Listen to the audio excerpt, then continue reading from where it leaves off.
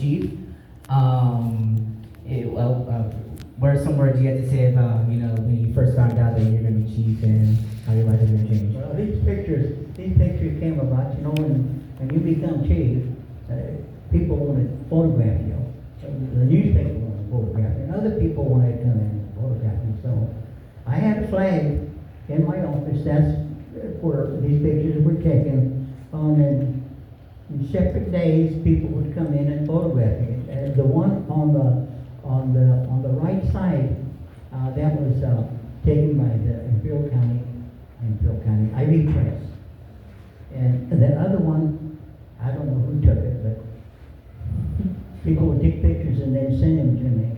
So, and I really appreciate it. And I really like people coming in and meeting me as the new chief, And when I used to go downtown, people used to come out of the stores, and I used to go in and see the managers and visit with them and introduce myself, and they told me that they appreciated that too.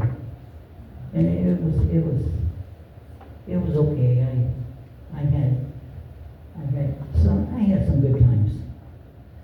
And well, speaking of good times, we're gonna go over some of your good times as years as chief. Right here is your ID card you use as a police chief, and if we go to the next slide, this is you along with all the police chiefs from around the county. And what was it like to work with them and have a close relationship with them? It was great. I had a good relationship with everyone. We had, right here, we have chiefs of police, we have probation, chiefs of the probation department, and chiefs from Holtville, from Brawley. Of course, the big guy in the middle, we all know who that is. And that's big old Sheriff Fox. And anytime we were going to get involved in any situation that we needed manpower or equipment, we all got together and we all supported each other. So it was great working with them because that's what it's all about. There's no boundaries in law enforcement and catching crooks. We're all aiming at the same thing, and I enjoyed working with all of them. Wow, that's so awesome to hear that you were able to work with them, and not only work with them, but work well with them.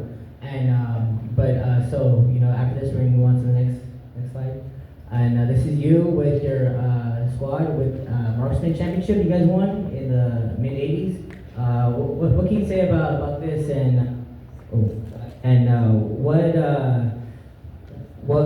how proud were you when you saw you guys come back home with the championship?